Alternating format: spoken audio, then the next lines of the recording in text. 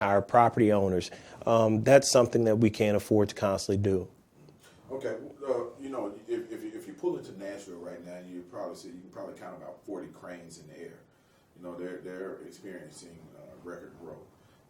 What is your plan, or what are your ideas to help spur growth in the city of Memphis? One thing that you have to do is just like if you want to sell your home, you're going to paint it, you're going to fix it up, you're going to make sure the grass is cut, and you're going to make sure it's clean. So the one thing that we have to do in Memphis, we're going to have to clean our city up. So we need to make sure trash is picked up, our roads are paved, we need to make sure we have adequate infrastructure, because one key component, once we address those issues, we will be able to attract businesses back into the city of Memphis, and we'll be able to spark and spur growth.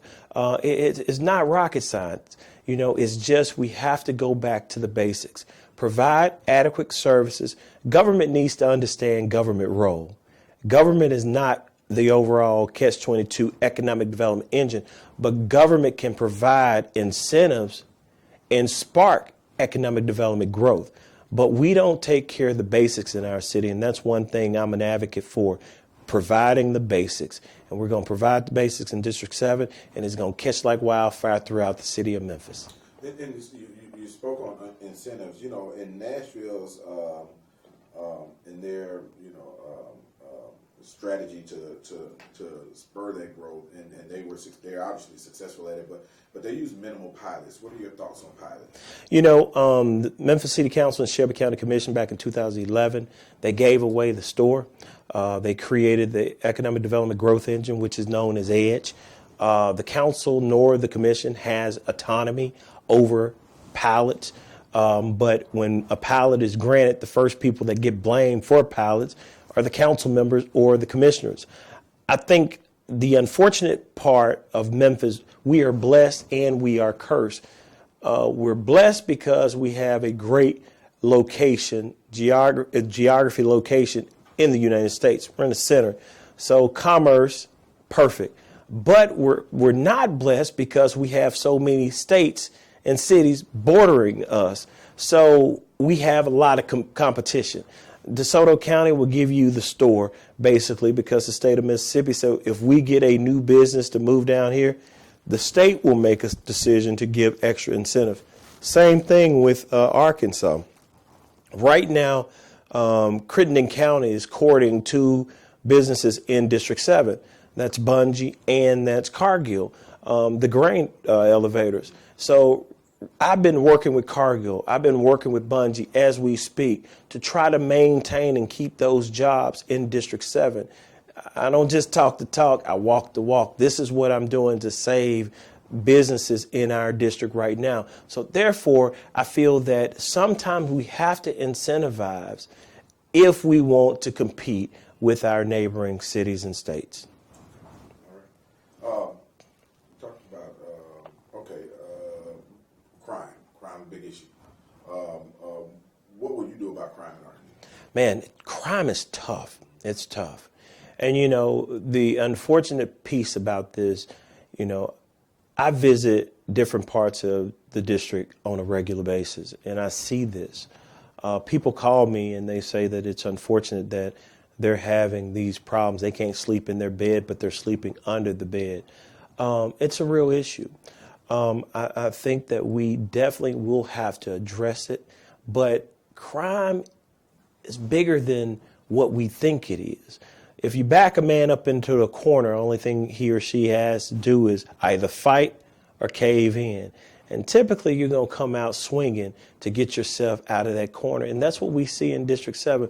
We have real people with real problems. Put yourself in the person's shoes, $6,000 a year. You need to feed your family. You want to provide basic essentials. You want to go out and have a decent meal, but you can't. And we have to change the image of role models who our young people are looking up to. Because if we can curtail the gang member or the drug dealer on the corner that tell our young people, man, I'm going to give you an opportunity to make $100, $200 a day. And then they see men and women, professional men and women that's making an honest living. It's all about exposure. It's all about bringing information. And you have to just let people know that there is an option other than what they are a product of in their environment. And I think that's why I said earlier, crime and poverty goes together like a hand in glove. We have to start finding meanable jobs, employment opportunities. Vocational training is the key, in my opinion, of how we're going to change the economic plight in District 7. We can say all we want, every child college bound. That's not true. We have to start providing vocational training, because I may be good with my hands. I may be a great mechanic. I may be a great electrician. I may be a great plumber, but I don't have access to those programs. We don't need new programs, but what I have to do as your representative is bring those programs to our communities, because we have a transportation issue. So therefore, I have to bring those programs to Fraser. I have to bring those programs to Douglas and North Memphis. That's what I'm trying to do, bring satellite programs to these communities so that our people have access, so they can change this mindset that they have to commit crime. And then we'll start seeing a reduction in crime, not jailing people, but we'll have them working, because you'll be too tired to commit a crime after you get off work. Okay. All right. And we've already talked about spurring economic development. Yes. And you just kind of touched on getting people employed. What about what can you do to spur small business ownership? And while you're talking about that, we might as well go into that too. Also, if you can touch on, we just came out of a touchy discussion on women and minority-owned businesses. Mm-hmm.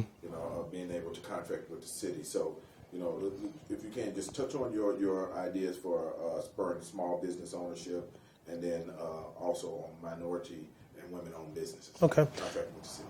Well, one thing we know, that the fabric of America is built on the back of local small business.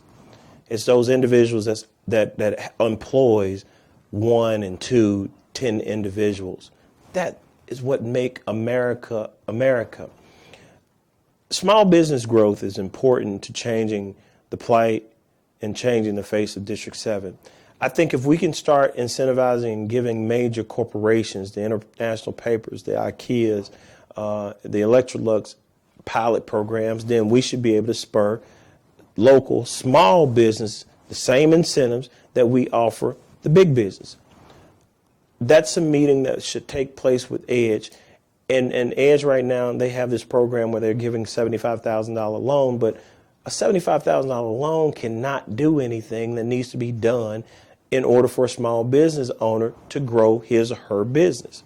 One thing I want to do is actually charge EDGE to go out and start coming into these communities and incentivizing, offering pilot programs, whether it's if we shorten the cycle. Say, for instance, we don't give them a 15 to 20 year pilot, but we say, okay, you're a small business owner and you employ 5 people. Well, your pilot can be 5 years.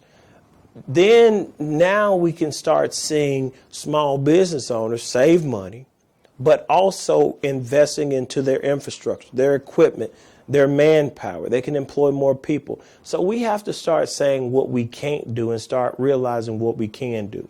Minority business, local-owned minority business is very important.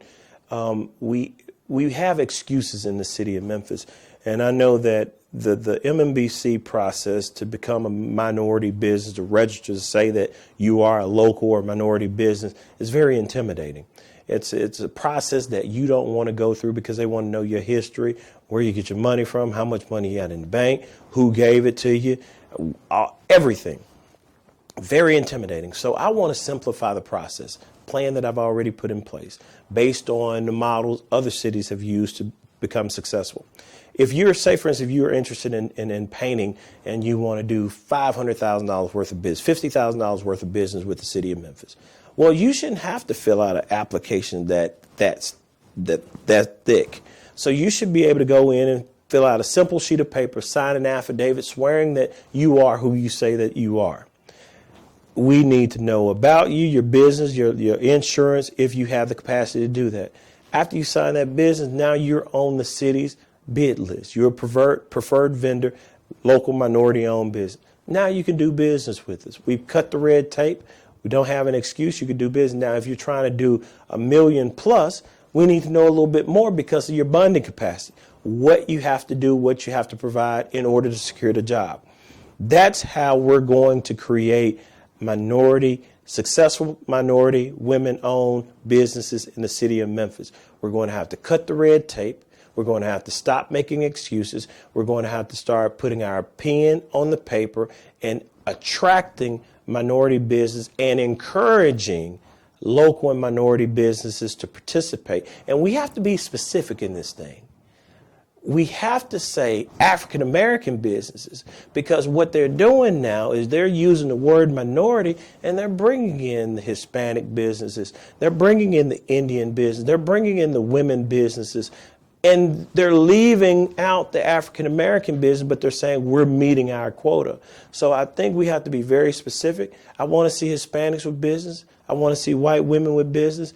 But I really want to see the 60% plus that makes up the majority of the city of Memphis with business. Because until we can address the majority, the city of Memphis is still going to be in the same shape that it has been, with high crime, high poverty, forever. So that's why we have to be specific and get what we want.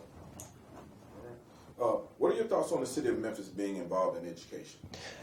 You know, I think education is important. That's why Nashville is becoming successful.